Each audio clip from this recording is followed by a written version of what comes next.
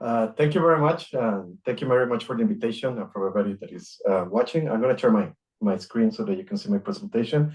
But I'm particularly happy to be able to go after the previous presentation because some of the things that I want to share with you today are connected because kind of if you want, my trajectory into some of these studies can be seen as somewhat similar to some of the work that Professor Ostertag was sharing with us. In this sense, let me just start because I usually read, especially if I can see people. It's for me a little bit easier to concentrate. But I wanted to start with some general ideas that when we look at the current moment, we see that what appears to be a set of different crises. There is a supposed migration crisis that is attributed to the supposedly soft hand of the government and the invasion by a set of non-white people who want to enter the country legally and take away jobs. There is also an ecological crisis that takes the shape of climate change and a set of extreme natural events and global warming that seem to affect everybody, but particularly disenfranchised and impoverished communities. And there is an economic crisis in which inflation and the possibility of recession is looming. Economic crisis that has been accompanied by increasing levels of hunger for many communities.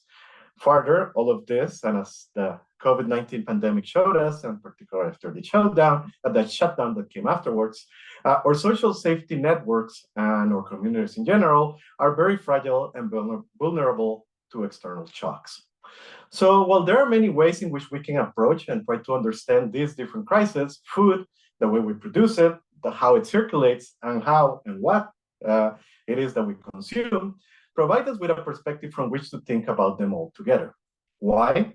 Because in a sense, food, the way in which we produce it, the way in which it circulates, and how we consume it is central to the ways in which we organize our societies and how we understand our place within them. It is important to remember that food is not only energy that we measure in calories or a set of commodities that are traded in the market, but that it is central to our cultural understandings of life and community. Think, for example, about comfort foods, or how we might prepare a special dish for a loved one, or the ways in which the dining table brings people together into conversation, or how providing kids with meals is usually one of the best strategies to get them to attend to school, etc. So food is central to the human experience, and at the same time, is something that we don't tend to question very often. Where does it come from? Where does the food that I'm eating comes from? How and by whom it was produced are some of the questions that we tend not to ask. In this sense, my approach to food grows out of a very specific experience that is mine. I am originally from Costa Rica, and I just wanted to show you a map of Central America there in the middle. And this region is composed of 6 countries whose economies have historically been highly dependent on a limited set of agricultural exports, such as bananas, pineapples, or oil palms. In fact, if you guys have eaten pineapple lately, it is very likely that that pineapple came from Costa Rica. These crops, usually grown as monocrops and controlled by foreign capital, so by foreign companies, are always accompanied by both a curse and a promise. The promise that they could provide a path for this set of small countries towards development and progress. The idea that we can grow and export and through that reach development and progress, while being accompanied by the curse of creating a form of dependent economic and political system that is dominated most of the time by authoritarian politics, violence, inequality, and poverty that tend to expel large amounts of populations away from their communities into different parts, both inside the region, but particularly nowadays towards the United States. This apparent paradox, as promise and curse of monocrops, as well as the connection between the agriculture and the political but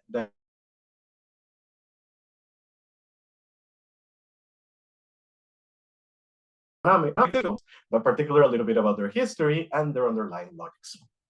Before I knew it, in this line of exploration led me to think a lot about how our global food system is organized. And there's a photo or an image of an article that I wrote recently, in which I tried to reflect on how we can think about monocrops in history and some of the underlying systems as a way of thinking and reflecting on other questions that are affecting our societies, and to think about how they organize.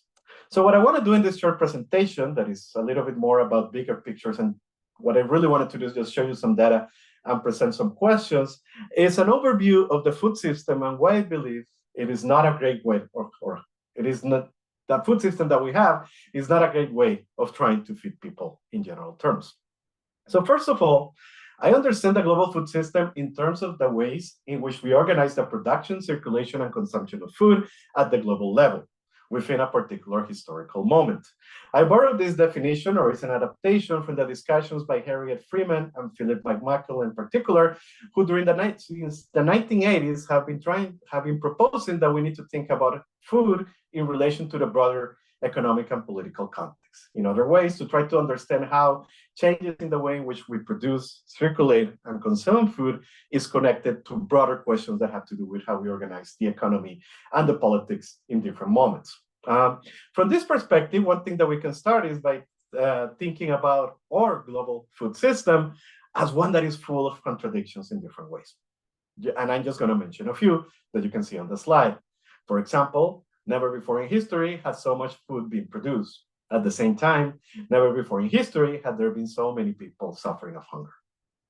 Never before in history had people been able to access a more diverse set of agricultural goods from different parts of the world, but at the same time, the global crop and animal biodiversity has been decreasing in general terms.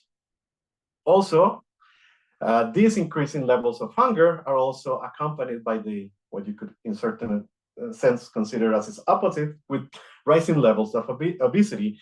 And around 1/3 of all of the food that is produced is wasted, and most of this wasting does not take place takes place before it reaches your table.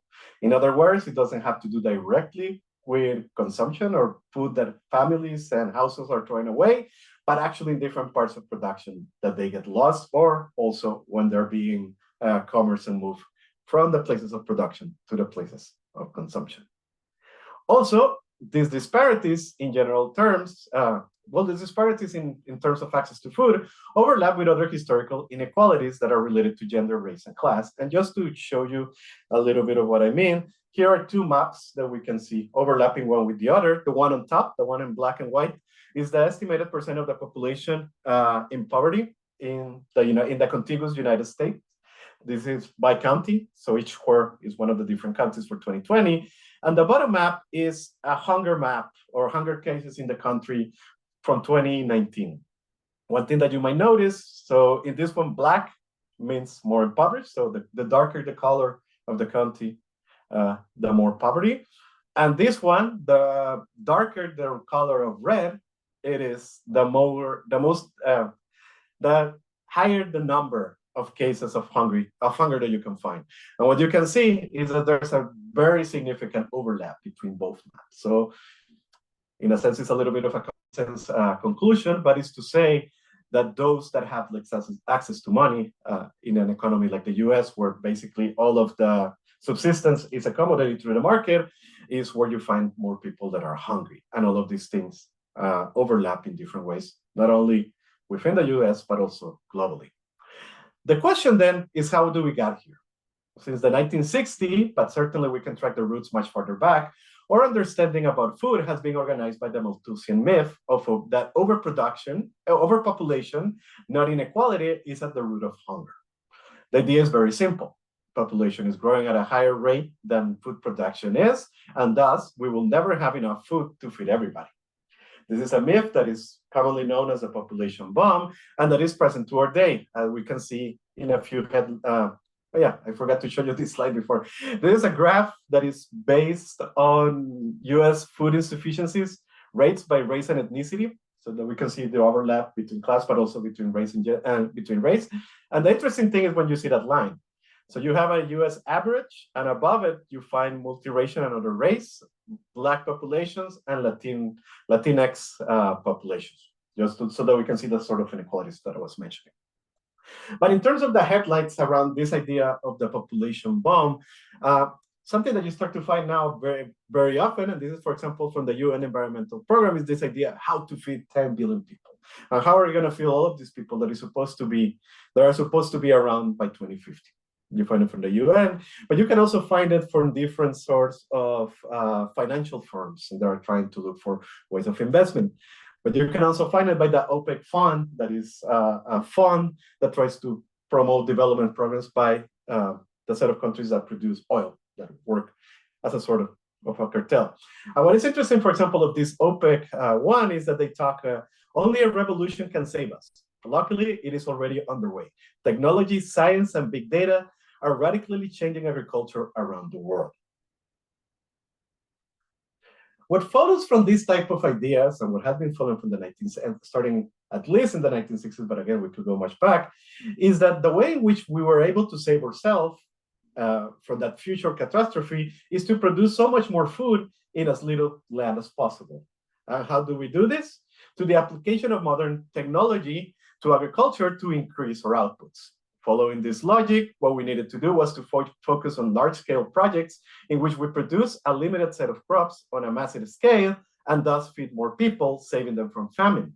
This was, in a few words, the promise of the Green Revolution, which we can briefly understand as a push by the United States and a broad set of institutions and governments to introduce different forms of industrial technology into the production of food in the context of the Cold War, and as an alleged alternative to the red revolutions that were taking place in the Global South in the 1950s and 60s onwards. The result was a very broad shift in how agriculture was understood and governed, particularly in the Global South, where very different forms of agriculture become to converge towards a model that centers around large-scale monocropping of a limited set of crops. For example, nowadays, 4 crops, soybeans, wheat, rice, and corn, occupy just under half of the world agricultural land that is being used.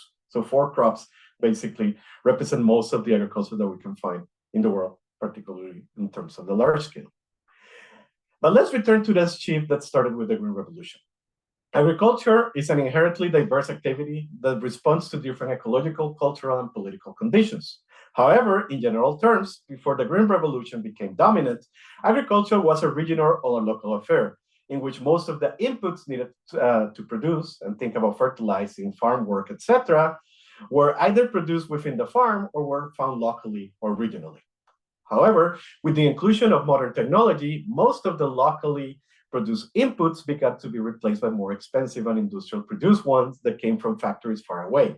For example, manure produced by local cows was used as fertilizer, was now replaced for fertilizer that needed to be bought from a fertilizer company, or the labor power that used to be done by oxen and workers, now it was substituted by trucks that needed to be bought, and you also need to buy the fuel to fuel these trucks.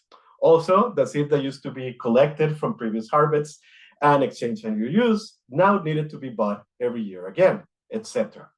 One place where we can see kind of what this means in terms of the changes in the logics of the farms is this graph from the USDA that is the U.S. farm input composition from 1948 to 2019. So basically is what do farmers need to be able to produce.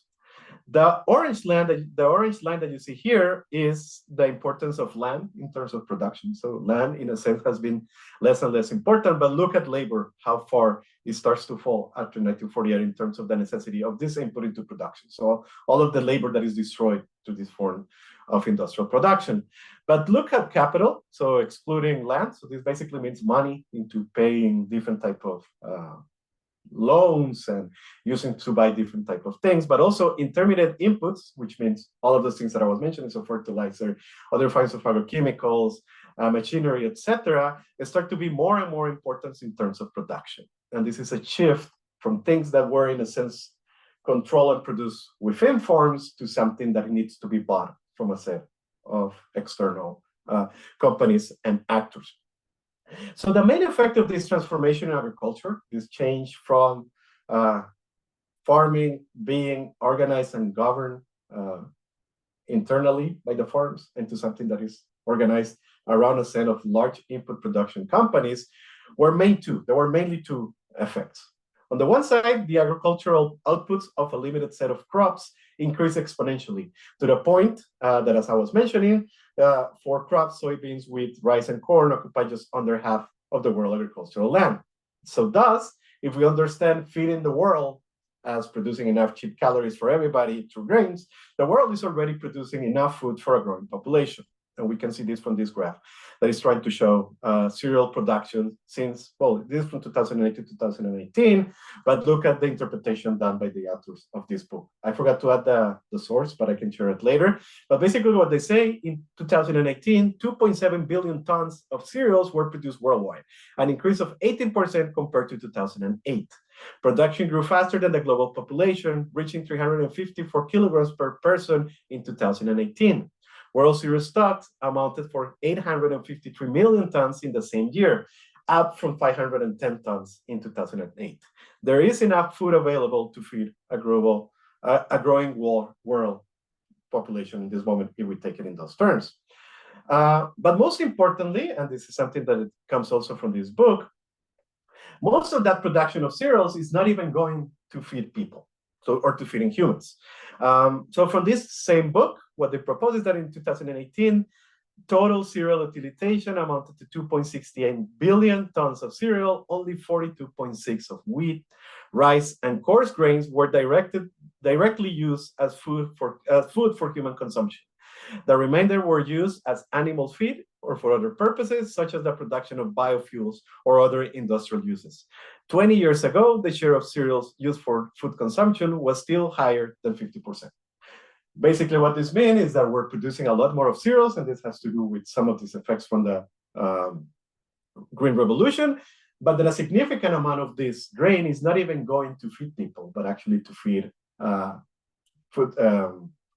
cows and pigs and poultry, so for the production of meat. And another significant goes into the production, for example, of diesel. That is something that in the Midwest we know much about.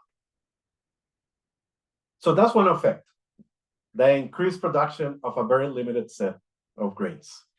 On the other hand, control over the process of production began to be wrestled away from the farmers and producers and towards the companies that produce the outputs and the global retailers who distribute it. The only way in which producers could compete and survive in this new context was by buying the new technologies, which led them to depend on the companies producing those outputs, as well as the governments and financial sector that promoted them and the subsidies that they might receive or the loans that they might receive to be able to buy them. But also, this also led to important processes of dispossession in which the control over land became more and more concentrated and less people was able to compete in these new markets.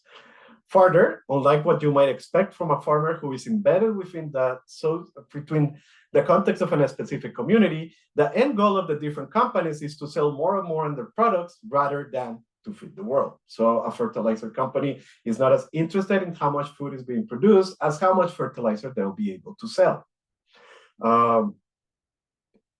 Also, with changes in transport technologies and the promotion of open market policies, food could travel larger distances between where it was being produced and where it was being consumed. And just as an example, again, going back to the case of pineapples from a Central American perspective, before the 1970s, it was very hard in the continental United States to be able to eat fresh pineapples, since most of the production came from Hawaii, and because of the distance, it was very hard to get fresh fruit into the country.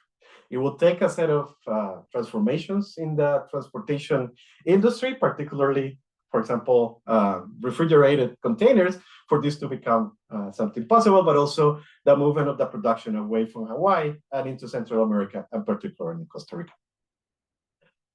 So these are the two main changes. One is more production of less crops. The second great production is the wrestling of power away from those direct producers of food towards the company that produce the outputs or the inputs for the company, for those farms. One way in which this shift of how food is organized is to say, great, we're seeing the logic of the market operating, lowering the prices of food, increasing the levels of production and its efficiency, while some people are making money. However, there are certain problems with this approach.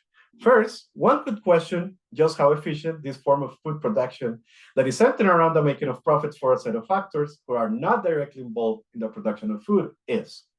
So this graph, let me show you. Okay, so this graph shows how land is used in global terms. So basically how the global surface is organized in terms of the different land use.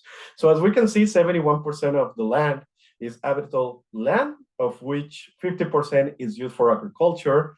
And of those 50% that is used for agriculture, around 70% is organized around the production of livestock, so meat and dairy. So think about places where cows and other animals are based or placed, but also think of the production, for example, of soybeans or corn that is used for feeding them. And only 23%, that 23% left is used for crops.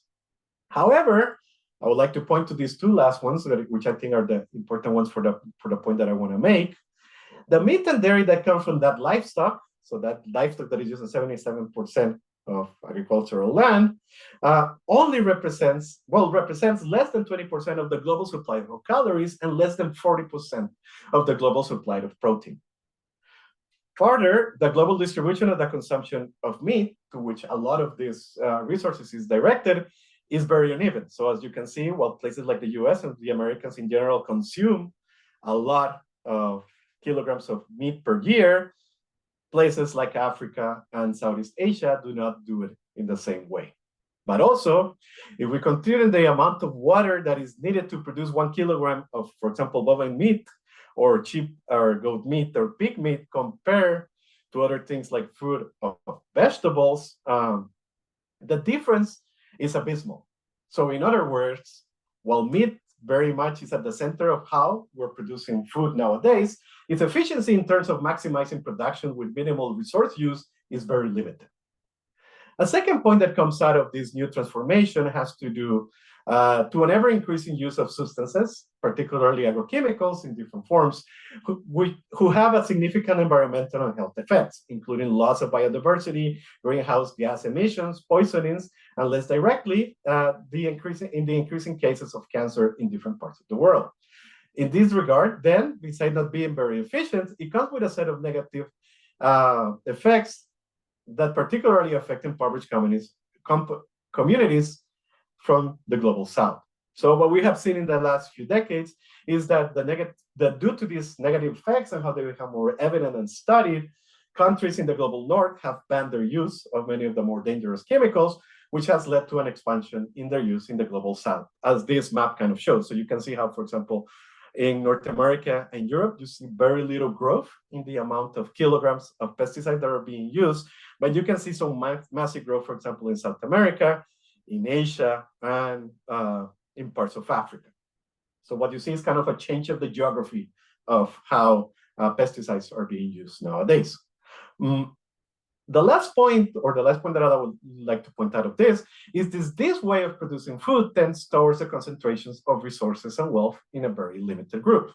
First of all, the market share and profit from this form of production is controlled by a very limited set of transnational companies who have a stranglehold on very important sectors of global agriculture. And this comes from Philip Howard's study on the concentration of power in the food system, in which he shows how there's what he calls the big four. So how much of the general share of a sector within the economy that is organized around food production and agriculture is controlled by the four biggest companies that you can find.